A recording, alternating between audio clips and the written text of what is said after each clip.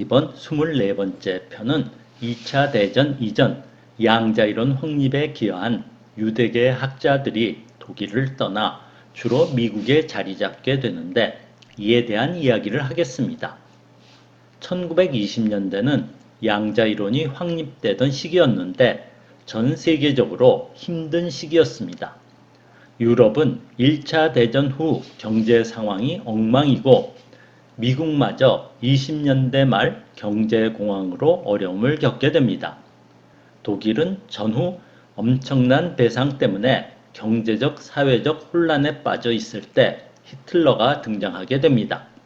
히틀러는 1933년 총통에 임명되면서 유대인을 탄압하는데 양자이론 확립과 발전에 기여한 유대인 과학자들은 학교에서 쫓겨나 대부분 미국으로 망명하고 후에 원자폭탄 제조에 주요 역할을 합니다. 1919년 영국의 천문학자이자 물리학자인 에딩턴이 개기일식에서 태양 중력에 의한 빛의 휘어짐을 관찰함에 의하여 일반 상대성 이론이 증명되었고 아인슈타인은 국제적인 스타 과학자가 됩니다. 아인슈타인은 평화주의자였고 사회주의 사상에 동조하면서 시온주의자였는데 일찍이 유럽의 반유대주의를 느껴 독일 시민권을 포기하려는 생각을 갖게 되었고 프러시아의 징병 의무를 피하기 위하여 1896년 독일 시민권을 포기하고 1901년 스위스 시민권을 얻습니다. 유대인에 대해 세계의 이목이 집중되는 것에 대하여 독일의 우익 학생들과 몇 물리학자들은 불편하게 생각하였습니다. 광전 효과를 실험적으로 발견하였고 1905년 노벨 물리학상을 수상한 레나르트는 아인슈타인을 노골적으로 비난하는 반유대 모임에 동조하고 후에 나치에도 협력합니다. 1922년 6월 독일 바이마르 공화국의 초대 외무장관인 아인슈타인의 친구인 유대인 물리화학자 라테나우가 극렬 분자에 의하여 암살되었습니다. 다음은 아인슈타인 차례라는 소문이 있었고 10월 독일에서의 공적인 생활을 중지하고 극동 일본으로의 여행을 떠납니다. 여행 중 1921년도 노벨 물리학상 수상자로 선정되었다는 소식을 듣게 됩니다. 아인슈타인은 1922년도 수상자인 보와 같이 수상 예정이었지만 수상식에 참석하지 않습니다.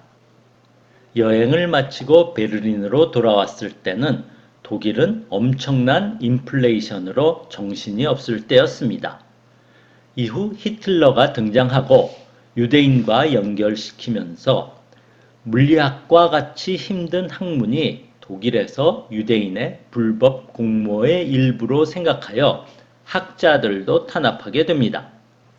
아인슈타인은 후에 미국에서 원자폭탄 개발 초기에 중요한 역할을 하는 헝가리계 유대인인 실라르드와 일정 압력에서 작동하는 흡수 냉장고를 만드는 일, 그리고 통일잔 이론 연구를 시작합니다.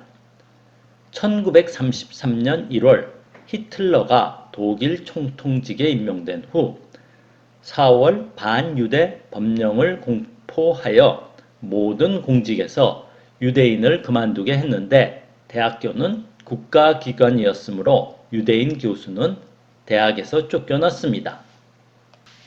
아인슈타인은 이미 독일을 떠날 생각을 하였고 1930년 켈텍에서 아인슈타인을 초청하려고 시도하였습니다. 미국의 교육자 플렉스너가 500만 불의 기부금으로 설립하려는 새로운 연구소인 고등연구원은 아인슈타인을 위한 곳이었고 프린스턴에 설립되었습니다. 1932년 12월 베를린을 떠났고 공개적으로 히틀러를 반대하는 발언을 했으며 1933년 3월 독일 시민권을 또 포기했습니다. 양자 터널 효과 연구에 큰 기여를 한 오스트리아 독일 물리학자 하우터만은 헝가리 출신으로 국적을 버리고 미국에서 활동한 유대인 학자들을 화성에서 온 방문자라고 했습니다.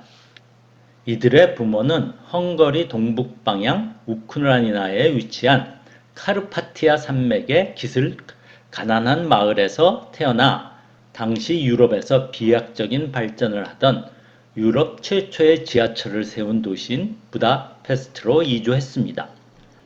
이들은 거기에서 기본 교육을 받고 독일에서 대학원 공부를 하고 나치를 피해 이주하여 양자이론 확립을 비롯한 다양한 과학과 공학 분야에 기여하고 일부는 노벨상을 수상하는 등 20세기 최고의 과학자들이 됩니다.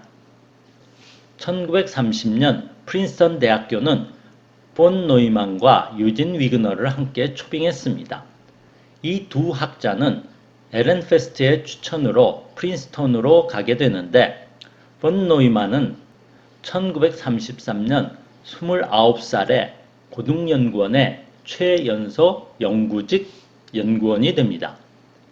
켈텍의 항공공학자 폰 카르만, 동위원소 연도 추정 방법으로 노벨 화학상을 수상한 헤베시, 물리화학자이며 경제학자이고 철학자인 마이클 폴라니, 원자폭탄 개발의 맨하탄 프로젝트를 시작하는 데 기여한 물리학자면서 발명가인 실라르드, 이론 물리학자 위그너, 수학자이며 이론 물리학자인 폰 노이만, 수소폭탄의 아버지로 불리는 물리학자 테일러가 화성인입니다.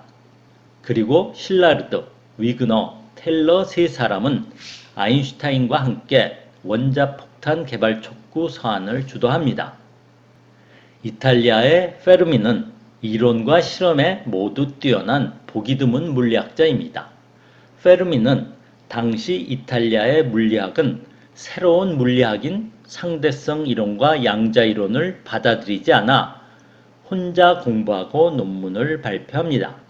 1924년에 장학금으로 독일의 보른 연구실과 네덜란드의 에렌페스트 연구실에서 1년간 배웁니다. 보른 밑에서 한 학기를 배우면서 하이젠베르크, 조르단과 알게 되었고 에렌페스트의 제자로 전자스핀을 발견한 윌렘 베크가 로마를 방문하여 친하게 지내면서 당시 주요 양자이론 학자들과 교류를 하게 됩니다. 양자이론의 처음 기여는 파울리 베타 원리를 통계역학에 적용하는 페르미 디렉 통계라고 하는 전자와 같은 입자인 페르미온에 적용하는 통계 방법을 고안합니다. 1938년 중성자 충돌에 의한 초우라늄의 인공원소의 합성 연구로 노벨 물리학상을 수상합니다.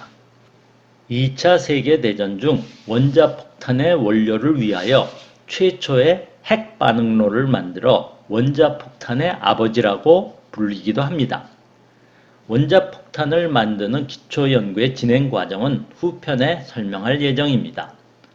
페르미는 유대인이 아니지만 부인이 유대인인데 이탈리아의 무솔리니가 집권한 후 유대인의 탄압이 시작되었기에 1938년 노벨상 시상식에 참석한 후 가족과 함께 미국으로 망명하여 컬럼비아 대학 그리고 시카고 대학에 자리 잡게 되고 1944년 미국 국적을 얻게 됩니다.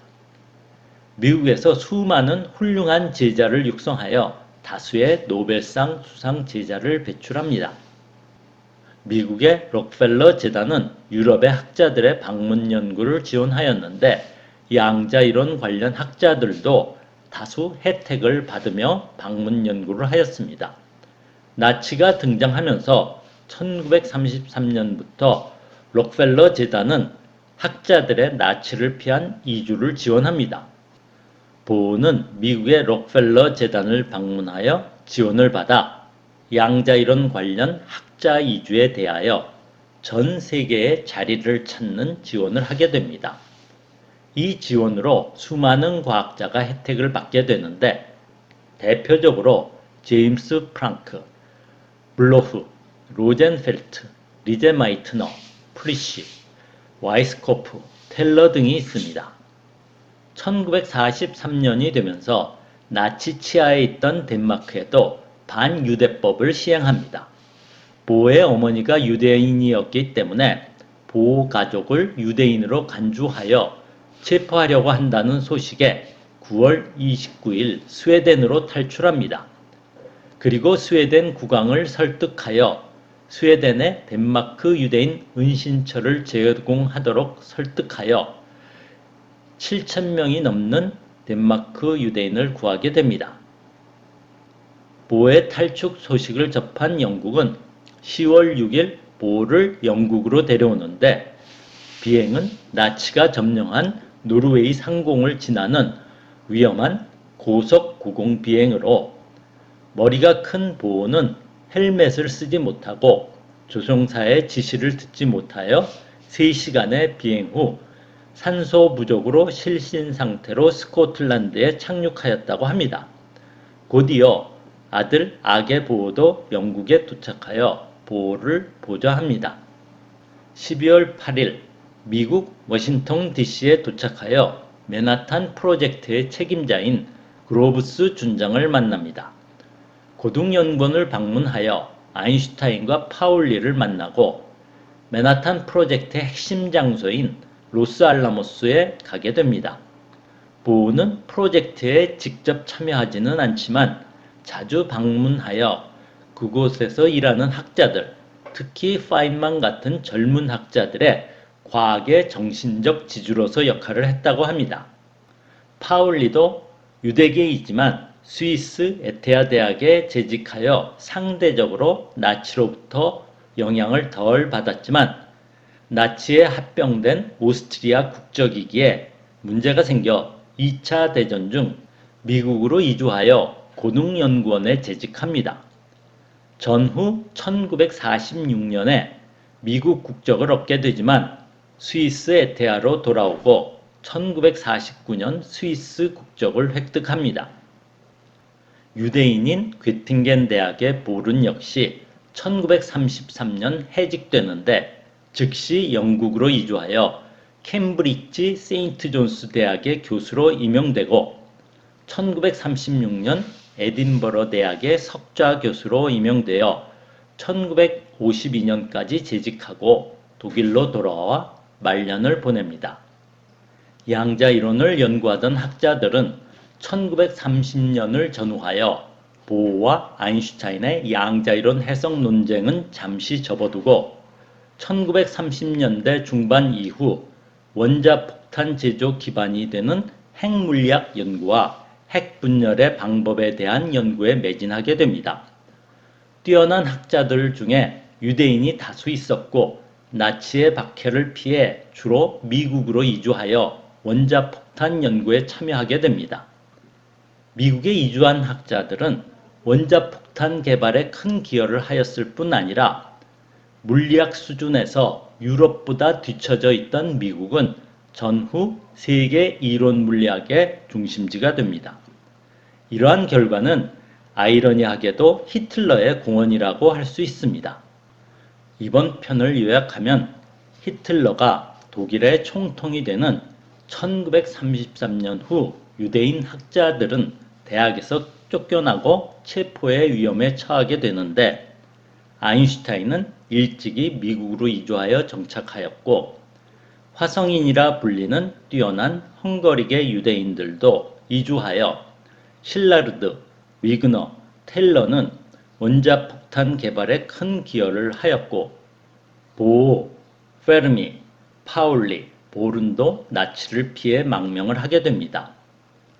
다음 강의에서는 일반적으로 개성이 강하여 다수의 협력 연구가 불가능하다고 여겨지는 기초과학 연구자들이 2차 세계대전 중에 맨하탄 프로젝트와 같은 대형 과학 연구, 즉 빅사이언스 협력 연구가 어떻게 가능했는지에 대하여 이야기하겠습니다.